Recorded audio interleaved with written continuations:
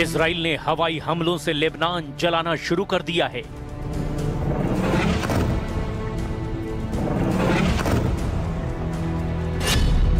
Israel ने जमीनी हमले से सीरिया को कुचलना शुरू कर दिया है। इजराइल ने गाजा में भयानक बमबारी कर तबाही मचा दी है।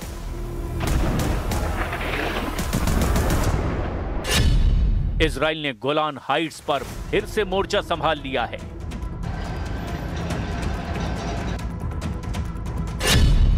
इजराइल ईरान का तीसरा युद्ध फाइनल हो गया है। खाड़ी में युद्ध टेंशन फिर से हाई हो गई है। इजराइल ने हमले शुरू कर दिए हैं। इजराइल फिर से सभी फ्रंट एक्टिव कर रहा है। जितने भी दुश्मन हैं सबसे इजराइल एक साथ हिसाब बराबर करने लगा है।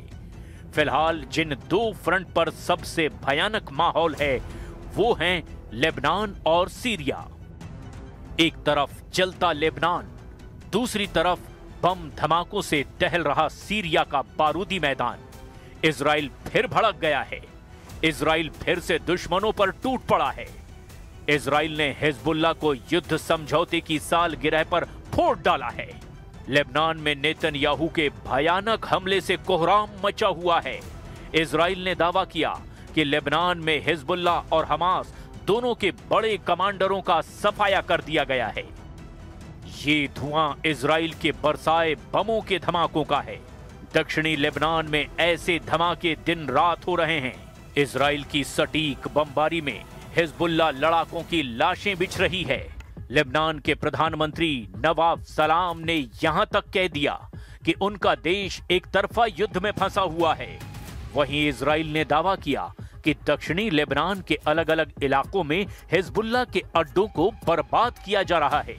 यही दलील देकर युद्ध समझौता होने के बाद भी इजराइल बेरहमी से लड़ाका ग्रुप को कुचल रहा है। इजराइल ने जानकारी दी कि युद्ध समझौते के बाद लेबनान में कोई ऐसा दिन नहीं बीता जब हमला ना किया गया हो। 27 नवंबर 2024 को इजराइल हिजबुल्लाह में अमेरिका ने युद्ध समझौता करवाया था। इसके बावजूद इजराइल ने लेबनान में करीब 1200 बार हमला किया है।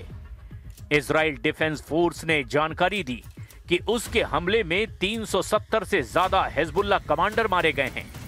वहीं यूनाइटेड नेशन मानवाधिकार ऑफिस ने कहा कि सीज फायर डील के बाद से इजराइल के हमलों में लेबनान के 127 आम नागरिकों की जान गई है। इजराइल के पास हिजबुल्लाह पर हमले की वाजिब वजह है। लड़ाका ग्रुप हथियार छोड़ने को तैयार नहीं, जबकि युद्ध समझौते में ये सबसे जरूरी शर्त है।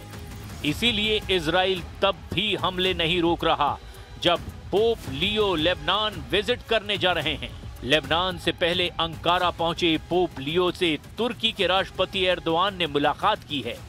एर्दोआन ने पोप के सामने भी इजराइल विरोधी बातें कह डाली। Our esteemed guest's visit comes at a crucial time in the context of regional and global events. I hope and desire that this visit, which comes at a time when humanity's search for direction is accelerating, global uncertainties are increasing, and tensions are mounting from Asia to Africa, from Latin America to Eastern Europe, will be beneficial for all of humanity.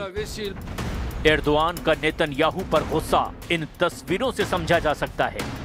ये Israel की बख्तरबंद गाड़ियां हैं जो Golan Heights से Syria में दाखिल हो गई हैं।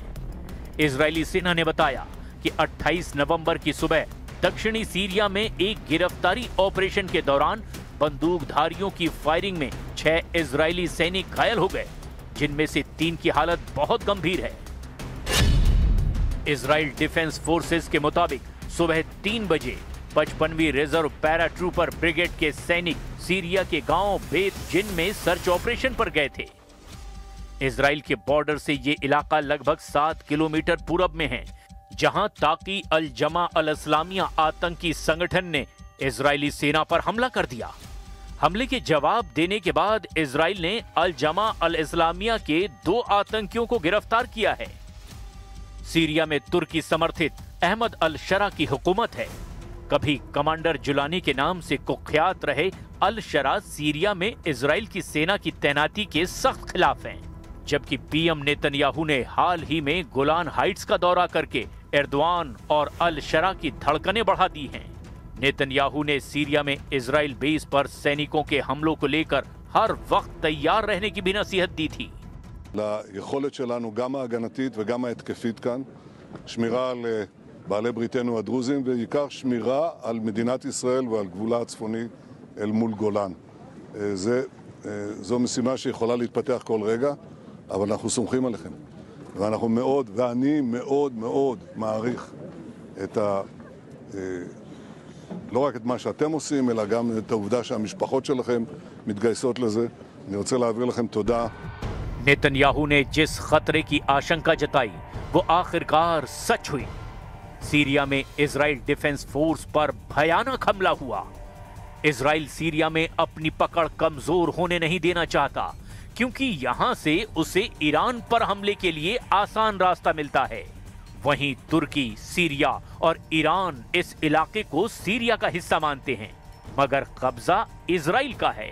जाहिर है इजराइल सामरिक लिहाज से अहम लोकेशन पर मजबूती से डटा रहना चाहता है, लेकिन ईरान जिस तरह लड़ाका ग्रुप्स को फंडिंग कर रहा है उससे नेतन्याहू की टेंशन बहुत ज्यादा बढ़ गई है। द वॉल स्ट्रीट जर्नल की रिपोर्ट के मुताबिक ईरान ने पिछले एक साल में लेबनान के आतंकी संगठन हिजबुल्लाह को अरबों डॉलर भेजे हैं। ये रकम दुबई में money laundering operation, exchange shops और निजी कंपनियों के नेटवर्क के जरिए भेजा गया। ये पैसा ईरान की तेल से होने वाली बिक्री से कमाया गया था। रिपोर्ट के मुताबिक इजराइल और हिजबुल्लाह के बीच युद्ध शुरू होने से पहले ईरान बड़े पैमाने पर कैश बैक सीधे बेरूत एयरपोर्ट भेजता था, लेकिन नवंबर 2024 के युद्ध विराम समझौते के बाद इस पर रोक लगा दी गई। इसीलिए अब ईरान छोटी छोटी रकम और कीमती छोटे सामान यात्रियों के जरिए भेज रहा है, जिन्हें आसानी से छुपाया भी जा सकता है। सीरिया में असद सरकार के गिरने से ईरान का पुराना तस्करी का रास्ता बंद हो गया है। वहीं बेरूत एयरपोर्ट पर कैश ले जाने वालों पर कड़ी निगरानी है। इसी वजह से ईरान अब कई तरीकों से हिजबुल्लाह को फंडिंग शुरू कर चुका है। ईरान समर्थित सभी फाइटर ग्रुप अपनी ताकत जुटाने में लगे हैं, लेकिन नेतन्याहू ने अब साफ कर दिया है कि अब फाइटर ग्रुप के असल आका को सबक सिखाया जाएगा। वैसे भी ईरान ने इजराइल से कट्टर दुश्मनी मोल ले ली है। दुनिया ने ऑपरेशन ट्रू प्रॉमिस का पहला संस्करण 13 अप्रैल 2024 को देखा था, जब ईरान ने सीरिया में अपने दूतावास पर हुए हमले का बदला लेने के लिए 170 ड्रोन और 30 मिसाइल इजराइल पर फायर किए थे।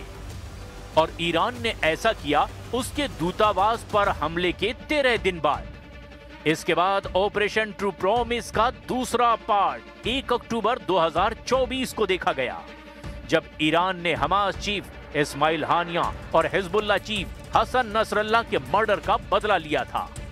31 जुलाई 2024 को हानिया को तेहरान में ही मारा गया था, जबकि हसन नसरल्लाह को मारने के लिए इजराइल ने 27 सितंबर को बेरूत में बमबारी की थी।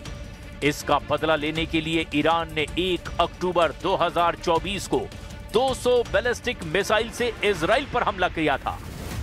इसके बाद जून में हुई जंग से तो पूरी दुनिया वाकिफ है, जब अली खामनेई ने ऑपरेशन ट्रू प्रॉमिस का तीसरा दौर शुरू करके बता दिया था कि पूरे पश्चिम एशिया में इजराइल को टक्कर देने वाली सबसे बड़ी ताकत ईरान है।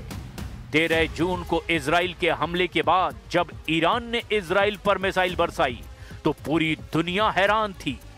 ईरान मिसाइल अटैक का हर रिकॉर्ड तोड़ रहा था। क्या तेल अवीव, क्या हाइफा और क्या इजराइल का डिफेंस सिस्टम। ईरान की मिसाइलों ने इजराइल के हर कवच को भेदा और बता दिया कि जब उसकी मिसाइल फायर होती है तो उन्हें रोकना ना इजराइल के बस की बात है ना अमेरिका के।